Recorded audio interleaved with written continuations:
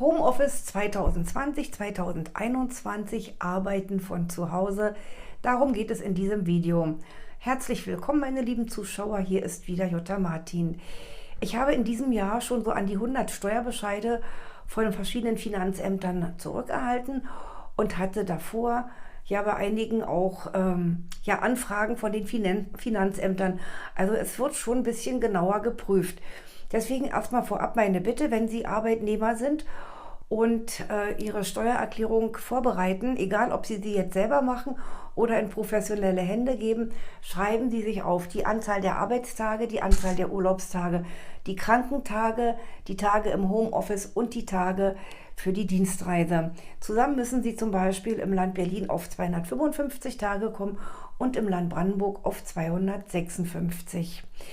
Ich habe jetzt hier mal 3 Punkte für Sie speziell vorbereitet und das schauen wir uns gleich mal an. Bleiben Sie dran. Inzwischen können Sie sich unter diesem Video einen kostenlosen Report runterladen. Da geht es um das Thema Homeoffice und häusliches Arbeitszimmer. Wir sehen uns gleich.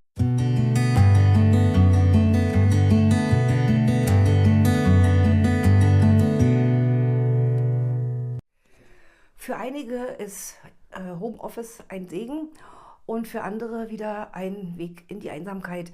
Also jeder geht mit diesem Homeoffice anders um. Aber was bringt nun diese Homeoffice-Pauschale? Also für die Arbeitnehmer, die einen weiten Weg zur Arbeit haben, die sparen natürlich einen Haufen Zeit und auch Geld. Und für die, die einen Weg zur Arbeit, einfache Entfernung unter 16 Kilometer haben, die machen unter Umständen noch ein Plus. Die Homeoffice-Pauschale gibt es für maximal 120 Tage im Jahr, à 5 Euro sind 600 Euro. Die Werbungskostenpauschale beträgt 1000 Euro und darin enthalten sind schon diese 600 Euro für die Homeoffice-Pauschale. Ja, wenn Sie aber jetzt noch andere Werbungskosten haben, können Sie schnell diese 1000 Euro überschreiten. Sie können zum Beispiel, wenn Sie jetzt im Homeoffice arbeiten, es gibt keine speziellen Anforderungen, aber Sie können zum Beispiel sich einen Schreibtisch kaufen, sich einen Bürostuhl kaufen, eine Tischlampe, einen Papierkorb, also alles, was man so eigentlich am Arbeitsplatz braucht. Und wenn Sie am Küchentisch arbeiten und nur einen neuen Bürostuhl sich kaufen, dann eben den. Aber wie gesagt, auch eine Schreibtischlampe oder andere Arbeitsmittel. Ich habe in diesem kostenlosen Report, den Sie sich hier unter diesem Video sichern können, habe ich alles aufgelistet, was Sie an zusätzlichen Arbeitsmitteln steuerlich geltend machen können. Ja, und dann ist noch die Frage, die viele beschäftigt, wenn ich jetzt eine Zeitkarte habe, also eine Monatskarte oder eine Jahreskarte für öffentliche Verkehrsmittel, kann ich die dann trotzdem steuerlich absetzen? Ja, das können Sie. Die Finanzämter dürfen nicht diese Kosten aufteilen, anteilig und die Tage von der Homeoffice-Pauschale abziehen. Sie können die vollen Kosten für Ihre Zeitkarte, Monatskarte, Jahreskarte steuerlich geltend machen. Wie sieht es nun aus, wenn Sie ein häusliches Arbeitszimmer steuerlich geltend machen können? Also da gibt es ja ganz strenge Regeln, damit Sie überhaupt ein Arbeitszimmer steuerlich anerkannt bekommen. Zum Beispiel, wenn Sie keinen anderen Arbeitsplatz zur Verfügung haben, was auf jeden Fall bei Lehrern zutrifft. Und Sie haben jetzt ein Arbeitszimmer, dann, wenn Sie das schon länger haben, dann wissen Sie ja auch, wie Sie die Kosten zusammenstellen. Wenn Sie jetzt mit Ihren Kosten für das Arbeitszimmer unter diese 5 Euro Pauschale, Corona-Pauschale für Homeoffice kommen, können Sie anteilig aufteilen die tatsächlichen Kosten und für die Tage, wo es für Sie günstiger ist, also maximal 120 Tage, können Sie die 5 Euro Homeoffice-Pauschale ansetzen. Sie können nicht beides parallel ansetzen. Da gibt es einen Konflikt, das geht überhaupt nicht. Also entweder die Homeoffice-Pauschale oder die tatsächlichen Kosten für das Arbeitszimmer. Aber auch darüber habe ich was in diesem kostenlosen Report geschrieben. Sichern Sie ihn sich und lesen Sie ruhig nochmal alles nach. Als letzten Punkt habe ich Ihnen heute mal was zum Thema Computer mitgebracht. Also es wurden ja im letzten Jahr sehr viele Computer gekauft über den Durchschnitt hinweg, eben durch diese Homeoffice-Geschichte und auch Homeschooling für die Kinder und was da alles so zusammenkam.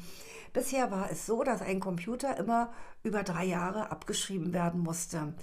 Das wurde jetzt aufgehoben und zwar gilt es aber erst ab 2021 für die Steuererklärung.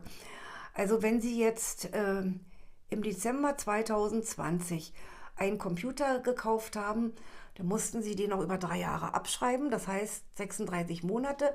Und da sie ihn im Dezember gekauft haben, konnten sie nur einen einzigen Monat, also ein 36. von den Kosten steuerlich geltend machen.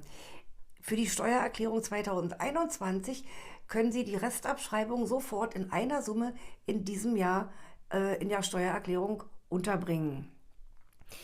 Also es gibt hier eine Sofortabschreibung und diese einjährige Nutzungsdauer, die gilt im Prinzip für eine komplette Computeranlage, auch wenn Sie da eine Dockingstation und was das da alles gibt noch haben. Ab 2021 können Sie alles in einer Summe abziehen. Das nennt sich dann Sofortabschreibung. So, meine lieben Zuschauer, das war es im Prinzip in diesem kurzen Video. Ich wollte noch mal sagen, also ich habe jetzt Erfahrung mit den Finanzämtern, welche Unterlagen angefordert werden. Also das ist von Finanzamt zu Finanzamt unterschiedlich. Einige fordern die Präsenztage der Arbeitnehmer in der Firma an. Also die müssen dann richtig ein Schreiben von der Firma bringen, dass sie meinetwegen 220 Tage wirklich zur Arbeit gefahren sind. Und dann werden natürlich auch die Kilometer geprüft. Es wird angefordert, wenn eine hohe Kilometerleistung steuerlich geltend gemacht wurde, diese nachzuweisen. Ja, wie macht man das? Die weisen Sie im Prinzip nach durch TÜV-Protokoll, Werkstattrechnungen oder auch durch Ihren Versicherungsschein. Da habe ich schon mal ein Video zu gemacht. Ich habe Ihnen unter diesem Video einen Link zu einem kostenlosen Report zum Thema Homeoffice, häusliches Arbeitszimmer gemacht. Ich habe aber auch noch hier ein E-Book auf Amazon und auch als Taschenbuch für Sie bereit. Als E-Book kostet es nur 89 Cent. Und wenn Sie es als Taschenbuch haben möchten und Sie hier eben schön blättern wollen, dann kostet es, ich glaube, 4,99. Ein weiteres ist, wollen Sie Ihr Geld zurück, beteiligen Sie das Finanzamt an Ihren Umzugskosten. Und das dritte zum Thema Steuern ist auch noch, wie bereiten Sie optimal Ihre Steuererklärung vor. Machen Sie davon Gebrauch. Diese Ratgeber werden sehr günstig angeboten, damit sie sich jeder leisten kann. Und ja, am besten, wie gesagt, eben hier als Taschenbuch, dann kann man immer nachblättern. Ich aktualisiere die auch regelmäßig, sodass sie immer auf dem neuesten Stand sind.